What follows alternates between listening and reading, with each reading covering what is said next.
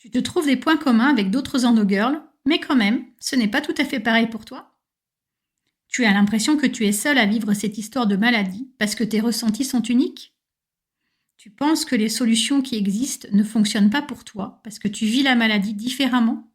Il y a une chose sûre, c'est qu'après avoir entendu plein de témoignages d'endogirls, nous sommes toutes différentes face à la maladie, et pourtant, nous sommes toutes dans la même galère. Alors aujourd'hui, c'est à mon tour de te parler de mon histoire avec l'endométriose. On se retrouve de l'autre côté tout de suite.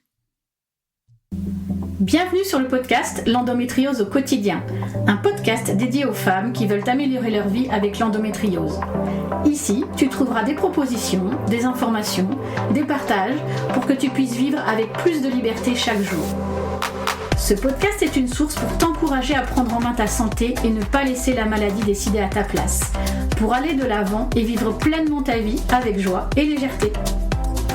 Je suis Stéphanie Delmas-Bello, je vis avec l'endométriose, je suis naturopathe, formatrice, énergéticienne Reiki et spécialisée dans l'accompagnement naturel de l'endo.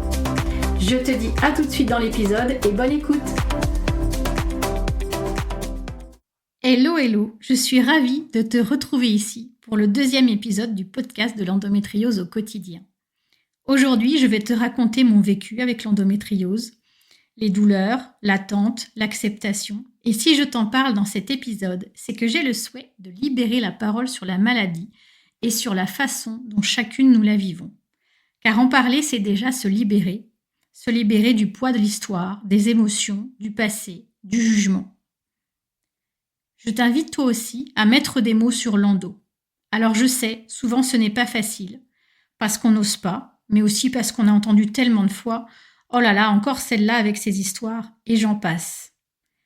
Et puis, comme c'est une maladie qui ne se voit pas, si tu ne mets pas de mots dessus, elle reste invisible et elle s'ancre encore plus profondément en toi. Cette histoire que tu as avec l'endométriose, elle est unique, elle t'appartient. Si tu la racontes, elle va devenir plus universelle et tu te rendras compte qu'au final, nous sommes unis dans nos vies avec l'endométriose. Si je raconte la mienne, c'est pour tout ça, c'est pour que toi aussi, tu n'aies plus peur d'en parler, pour rendre visible l'invisible. Et puis, de raconter son histoire, je trouve que cela permet de remettre les choses à leur place. Comme cette maladie ne se voit pas autour de nous, il y a une certaine tendance à l'oublier. Je le vois bien pour moi. Aujourd'hui, je n'ai presque plus de conséquences de la maladie avec tout ce que j'ai mis en place pour mieux vivre dans mon quotidien. Et pourtant, elle est toujours là. Et il est essentiel pour moi d'en parler régulièrement pour clairement ne pas oublier que l'on a besoin de se reposer, de prendre soin de soi, de bien s'alimenter, de gérer son stress, etc. Sinon, le retour en arrière peut être très sévère.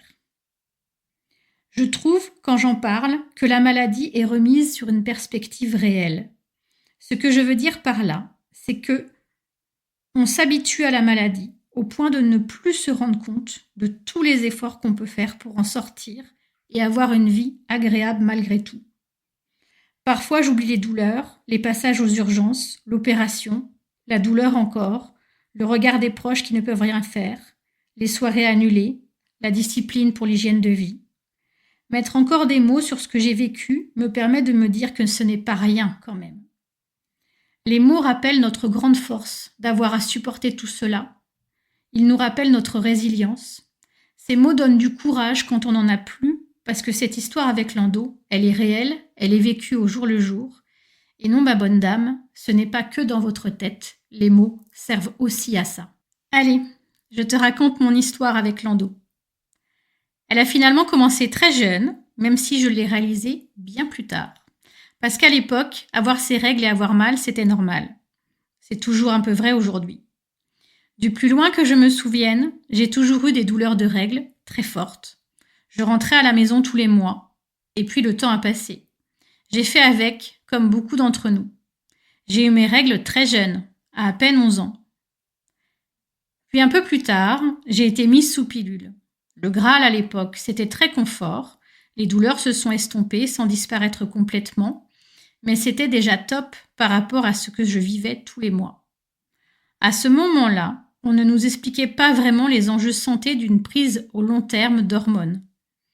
Je ne suis même pas sûre que c'est le cas aujourd'hui. et je n'avais de toute façon pas cette conscience de la santé et des effets néfastes de la prise d'hormones de synthèse en continu.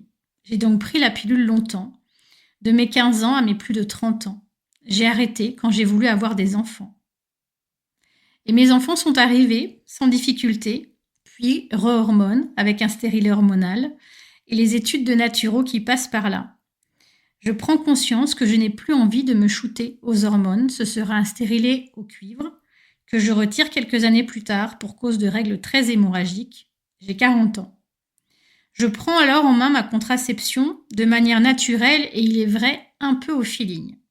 Je commence à réapprendre mon corps. Avec le recul, je pense qu'une formation en contraception naturelle aurait été la bienvenue. Je ne suis pas vraiment au fait de cela à l'époque. Je manque de références, alors je glane quelques informations. J'observe mon cycle, qui est très régulier. Je me débrouille un peu, surtout par manque de réponse de la médecine conventionnelle à mon non-désir d'hormones. Encore aujourd'hui, les femmes n'ont pas d'autre voie que celle de la contraception hormonale, souvent la seule solution connue et proposée par les gynécologues. Peu savent et parlent de la contraception naturelle, par manque de connaissances surtout, et parce qu'elle est trop souvent associée encore à, entre guillemets, trop de risques. C'est bien mal la connaître, et cela pourrait faire l'objet d'un autre épisode. Je note ça pour plus tard. Souvent, je dis que l'endo est revenue. En fait, elle était là depuis toujours. Elle s'est juste réveillée, la belle endormie. Mon corps a repris petit à petit des habitudes naturelles. Il a mis finalement 3 ans à se débarrasser de la prise hormonale de toutes ces années. Et puis, il y a eu ce jour-là. Pour te dire ce qui s'est passé, et je te le dis avec le recul aujourd'hui, car sur le moment, je n'ai vraiment pas compris ce qui m'arrivait. J'ai eu mes règles de façon habituelle, pendant seulement quelques heures. Puis, une demi-journée plus tard, je me suis écroulée, pliée en deux, avec une douleur que je n'avais jamais vécue auparavant. Et cette douleur, elle s'installe par vagues, comme des contractions. Je prends des antidouleurs, cela ne passe pas. Au bout de quelques heures, direction les urgences, où je vais rester 5 heures à attendre sur une chaise pour ressortir avec 2 Spasfon et un Doliprane. Au revoir madame, et je reste avec cette douleur les jours suivants. Avec au passage une écho endovaginale qui a été faite avec tellement de délicatesse que j'en ai pleuré de douleur. Là aussi, il y a une belle idée de sujet de podcast. Je me rends compte que cet épisode sur mon histoire avec l'endométriose est source de beaucoup de sujets d'épisodes et c'est tant mieux. D'ailleurs, si tu as envie d'aborder un sujet en particulier ou si tu as des questions, n'hésite pas à venir m'en parler sur les réseaux ou dans les commentaires de cet épisode. Je suis sûre que ces questions peuvent être aussi des sujets d'épisodes, alors merci de tes futurs partages.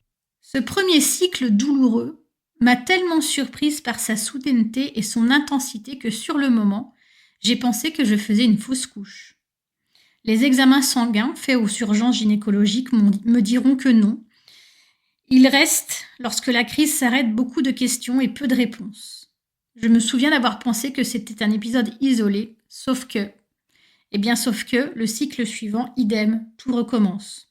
Je comprends que cette douleur intense est liée à mon cycle, au moment des règles, sans savoir ce qui se passe. Retour aux urgences, mais pas dans le même hôpital. Ici, la bienveillance est présente, même s'il y a foule en salle d'attente.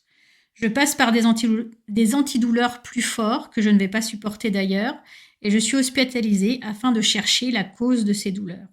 Ce ne sera pas des calculs rénaux, ce ne sera pas des diverticules intestinales. La douleur est calmée, je rentre chez moi avec mes interrogations.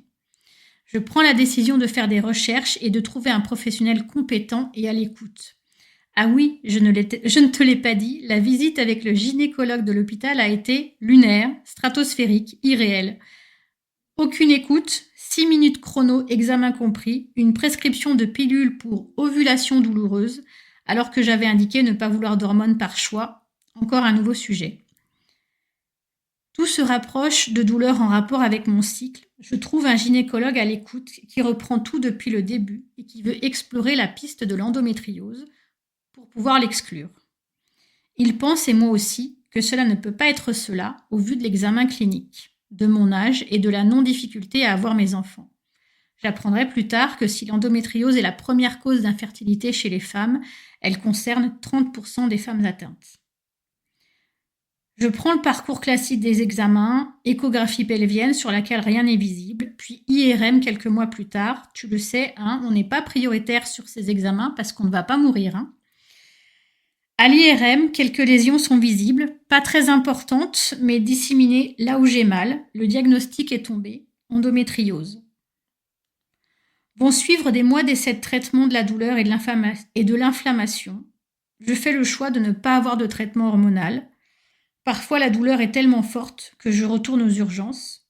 Les antidouleurs, même très forts, sont souvent inefficaces. Je passe cycle après cycle à me tordre de douleur. La fatigue chronique s'installe, je n'arrive pas à travailler ou à faire quoi que ce soit d'ailleurs ces jours-là. Je te parle ici d'environ 10 jours par mois. Je culpabilise aussi de ne pas être présente comme je le souhaite pour ma famille, de l'image que je donne à mes filles, de rester couchée pendant des jours. Je perds confiance en moi. Avec l'entourage, ce n'est pas facile non plus, parce que j'en ai parlé tout à l'heure, la maladie ne se voit pas. Il n'y a pas de traitement conventionnel. Certains pensent qu'avec quelques médicaments, cela va s'arranger, de même avec l'opération. J'ai constaté que souvent, quand les personnes ne vivent pas l'endo, ne la vivent pas vraiment dans leur corps, elles s'imaginent que l'opération va tout régler. Je t'avoue que c'était une idée reçue qu'avait mon mari au départ. J'avais beau lui dire que ce n'était pas la solution miracle. Il y avait toujours cette solution qui pour lui ressortait. Je pense qu'avec le recul, il a vraiment essayé de m'aider car il n'en pouvait plus de me voir souffrir. C'est difficile pour les proches aussi, car ils nous voient souffrir sans pouvoir rien faire. On a leur soutien, mais cela reste difficile à appréhender pour eux. Tiens, voilà un autre beau sujet. Comment les proches vivent l'endo de leur partenaire, de leur maman, de leur fille. Je vais quand même passer par la case opération. C'est mon gynécologue qui m'en parle parce que finir aux urgences, ce n'est pas la solution non plus. Il veut aussi explorer directement pour voir l'étendue des lésions. Oui, la chirurgie sert non seulement à enlever les lésions d'endométriose, mais aussi à voir où et comment sont ces lésions. Pour moi, alors que les lésions n'étaient visibles à IRM que sur la gauche, il y en aura autant à droite dans la zone pelvienne et beaucoup au niveau du ligament utéro-sacré gauche, ce qui créait des adhérences avec le côlon. L'opération aura ça de bénéfique, le décollement des deux tissus avec l'amélioration du contrôle de mon transit intestinal lors des crises douloureuses. En revanche, malheureusement, côté douleur, rien ne change. Je t'assure que le cycle suivant l'opération, quand les douleurs s'avèrent toujours être là, le moral est bien en dessous de zéro. Pourquoi les douleurs n'ont pas disparu alors que les lésions ont été enlevées, je ne pourrais pas le dire. Peut-être que mon gynéco est passé à côté de certaines lésions. Mon corps a-t-il gardé la mémoire neuronale des douleurs ? Quoi qu'il en soit, pour moi, ce sera le point de départ d'une décision qui va transformer mon quotidien. Je ne vois plus qu'une solution, passer par l'hygiène de vie. Et finalement, cela tombe bien, c'est mon métier. Je mets alors beaucoup de choses en place au niveau alimentaire, au niveau du mouvement, du sommeil, du stress, de l'organisation. Cela va prendre des mois, mais petit à petit, les résultats sont là. J'ai une discipline d'acier, je tiens bon, même si c'est contraignant. Mois après mois, les progrès sont là, fragiles mais bien présents. Les douleurs s'estompent, la fatigue part, l'énergie revient. Mon quotidien devient plus doux, plus facile, mieux géré. Je revis. Aujourd'hui, c'est toujours le cas. J'ai même moins de contraintes qu'au début de ma transformation. Pourquoi j'ai tenu à raconter mon histoire aujourd'hui ? C'est important pour moi de te la raconter, pour ne rien oublier, pour prendre conscience des efforts que j'ai faits, pour te dire que c'est possible de s'en sortir. Si je l'ai fait, tu peux le faire aussi. Cette histoire qui, je suis sûre, t'interpelle, car si tu es ici, c'est que la tienne y ressemble. C'est aussi pour moi le début d'une formidable aventure, celle d'accompagner les femmes sur le chemin de vie avec l'endométriose. Elle m'a vraiment permis de prendre conscience que si l'on devient actrice de sa santé, si j'ai pris les décisions pour ne plus subir la maladie, la vie au quotidien redevient normale. Aujourd'hui, ma conscience de la maladie est forte. Je sais comment et où mettre les curseurs pour que mes journées soient sans douleur, sans fatigue, pour être productive dans mon travail, pour avoir des moments de qualité avec mon mari et mes filles. Cette histoire, c'est aussi le point de départ de ma décision d'accompagner les femmes qui, comme moi, vivent avec l'endométriose.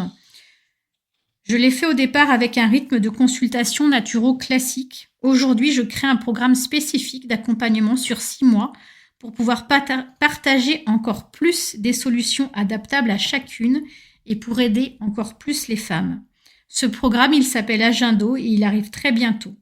En attendant, je suis à ton écoute pour t'accompagner afin que tu reviennes à une vie quotidienne sans douleur, sans fatigue et d'autres conséquences de l'endo. Je t'invite, si tu le veux, toi aussi, à déposer ton histoire avec l'endo. Tu peux le faire ici en commentaire ou tu peux le faire juste pour toi, en l'écrivant ou en faisant un audio. Tu verras combien mettre des mots sur nos mots fait du bien. Ose le faire, libère-toi avec les mots.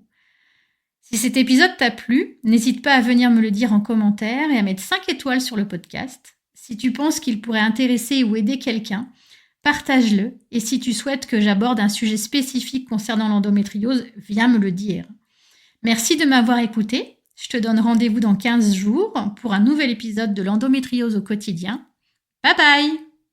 J'espère que tu as aimé cet épisode de l'endométriose au quotidien et que tu y as trouvé des ressources pour alléger ta vie et avancer pas à pas avec la maladie.